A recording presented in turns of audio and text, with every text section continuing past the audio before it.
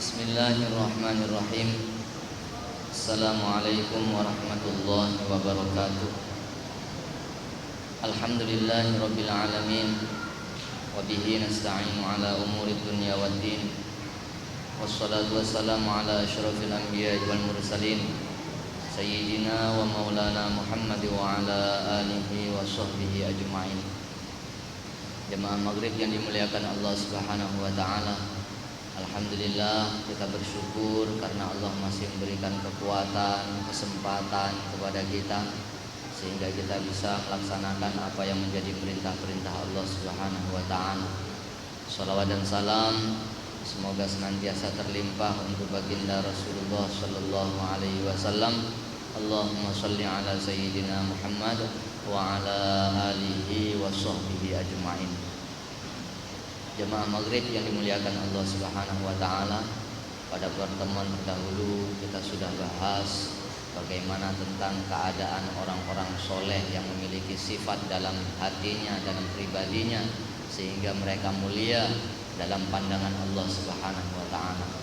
Malam ini kita akan bahas sifat tawakal kepada Allah yang telah dicontohkan oleh Nabi Shallallahu alaihi wasallam dan para sahabatnya.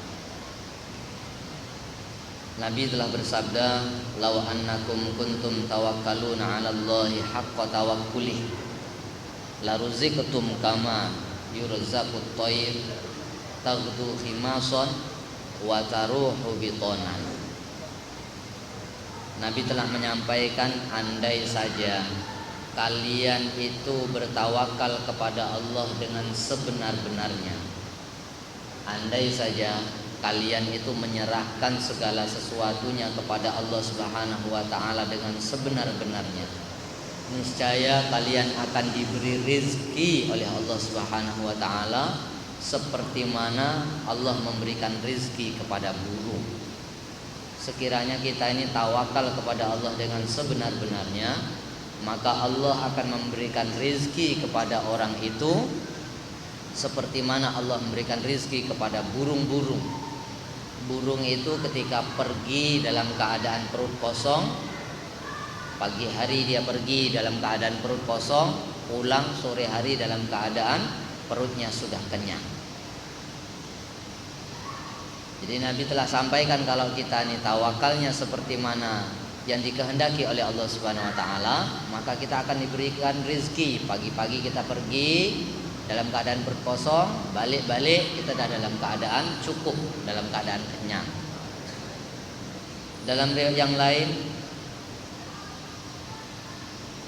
Anas bin Malik radhiyallahu anhu telah cerita, kana akhwani ala ahdin nabi, fakana ahaduhuma ya'tin nabiyya sallallahu alaihi wasallam wal akhar yahtarifu fasyakal muhtarifu akhahu ila nabi faqala la'allaka turzaqu bihi.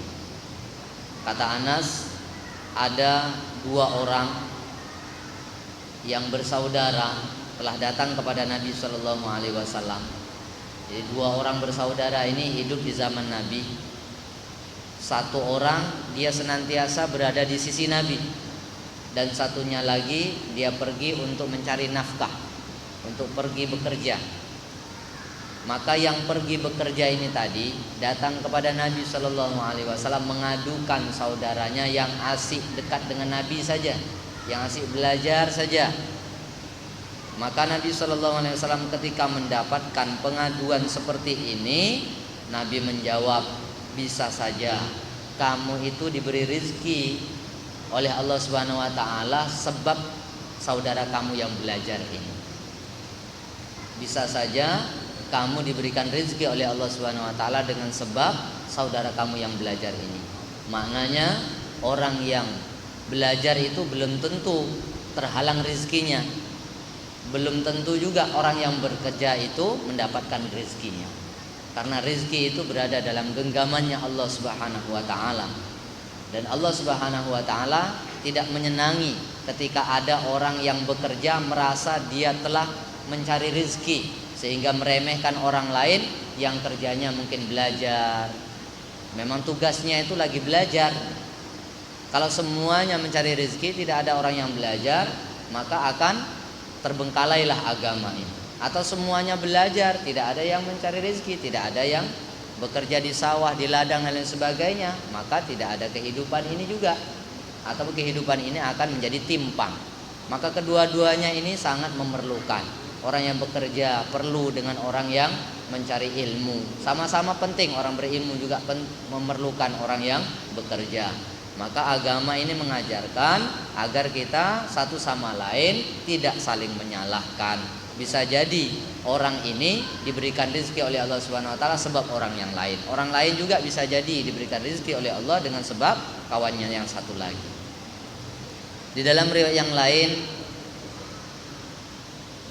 telah diriwayatkan Nabi telah bersabda, man asbaha minkum aminan fi sirbihi mu'afan fi jasadihi indahu qutu yaumihi faka'annama hizat lahud dunya.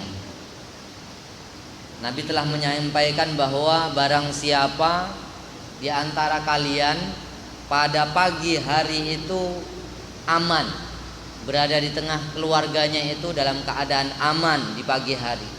Kemudian di pagi hari itu jasmaninya atau badannya sehat.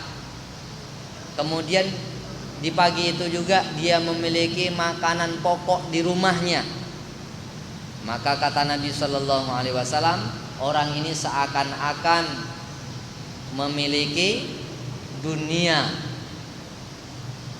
Dalam keterangan yang lainnya disebutkan orang ini telah dikaruniakan oleh Allah Subhanahu Wa Taala, telah dikumpulkan kesenangan dan kehidupan dunia. Jadi orang yang pada pagi hari aman, tidak ada gangguan. Kemudian sehat badannya, jasmaninya sehat, keperluan hidupnya sudah cukup, maka orang ini sesungguhnya sudah memiliki atau sudah berkumpul kesenangan dunia. Kalau kita lihat keadaan kita sekarang ini hampir rata-rata kita nih setiap pagi di rumah kita sudah ada makanan untuk keperluan satu hari, bahkan lebih dari itu. Sehat jasmaninya, aman bersama dengan keluarganya.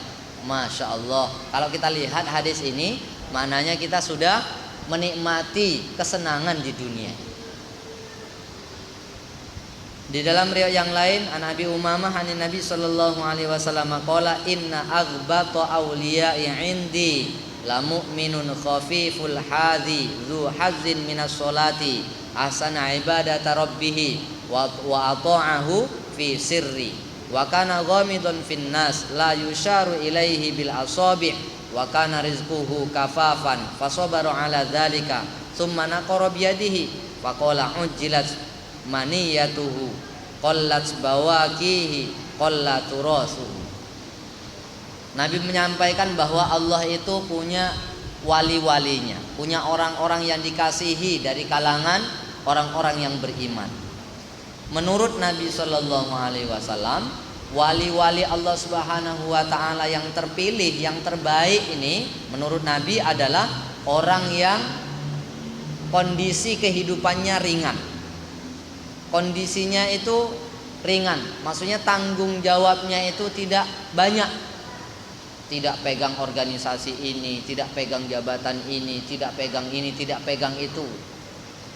Jadi kondisi kehidupannya itu ringan.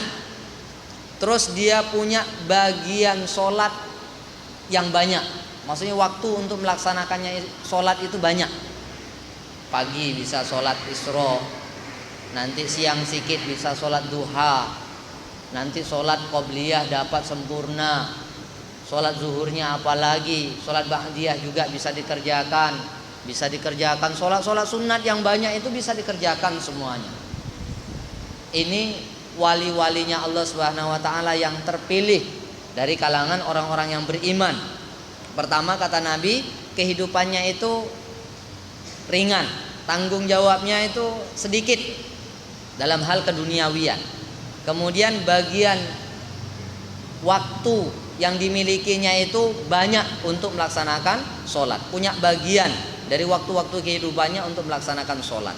Yang ketiga, orang itu mengibadahi Allah Subhanahu wa taala dengan baik. Dia kalau mengibadahi Allah dengan baik, baca Quran baik, zikirnya baik, sholatnya baik. Pokoknya ketika dia mengibadahi Allah Subhanahu wa taala dilakukannya dengan baik. Kan ada orang itu berzikir juga, tapi kadang-kadang tidak baik dalam zikirnya. Zikir itu maknanya mengingat Allah, tapi ketika mulutnya mengucapkan subhanallah, subhanallah, pikirannya sampai kemana-mana.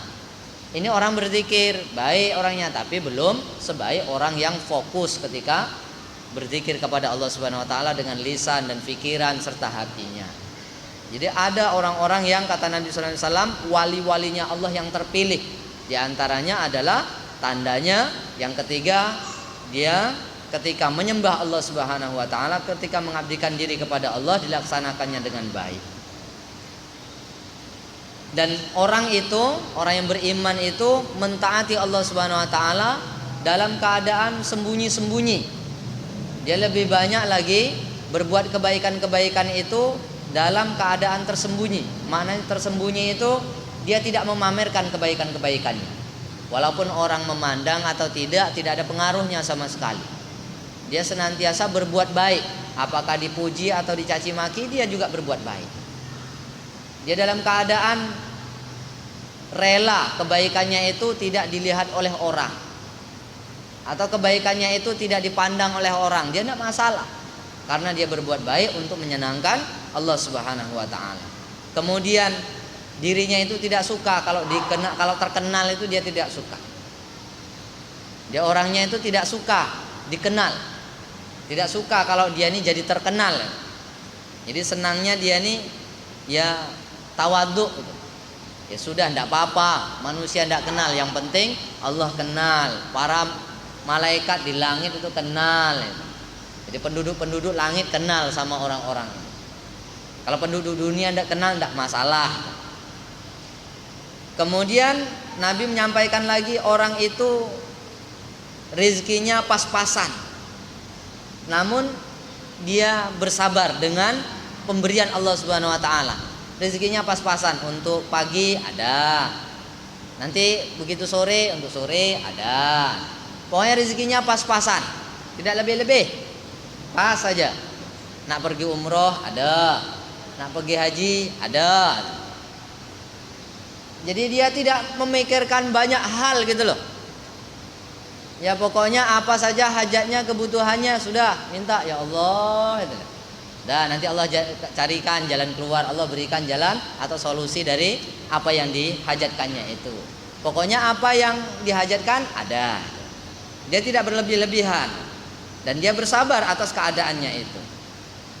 Kemudian Nabi SAW setelah menceritakan itu sambil mengetuk-ngetukkan jari-jarinya, dan Nabi melanjutkan sabdanya, orang itu matinya dipercepat. Jadi orang itu matinya dipercepat. Kemudian wanita-wanita sedikit menangisinya. Jadi orang-orang sedikit untuk bersedih ketika dia mati. Kemudian Nabi sampaikan selanjutnya, terakhir, peninggalannya itu, warisannya itu sedikit harta yang ditinggalkannya ketika dia meninggalkan dunia ini. Jadi inilah ciri-ciri atau tanda-tanda orang yang sudah disebut oleh Nabi Shallallahu Alaihi Wasallam sebagai wali-wali terpilih dari sisi Allah Subhanahu Wa Taala. Di antaranya kehidupannya itu ya pas-pasan gitu. Maka kita jangan pula memandang remeh dengan orang yang kadang-kadang dia kerjanya sudah maksimal, tapi kehidupannya itu kayak pas-pasan saja. Kalau dia orang beriman, kalau dia tidak terkenal, kalau dia nih berbuat baik, mau dipuji orang, mau dicemeeh dengan orang, tak peduli dia. Jangan salah-salah, lantak-lantak dia nih walinya Allah Subhanahu wa taala yang terpilih. Nah, kalau awak sakiti dia, awak jadikan dia orang yang susah, maksudnya kita susahkan mereka, maka Allah Subhanahu wa taala akan murka. Maka mesti hati-hati dengan orang yang kehidupannya itu pas-pasan. Jangan pula dicemeeh, jangan pula direndahkan. Jangan-jangan dia ini wali-walinya Allah Subhanahu wa taala.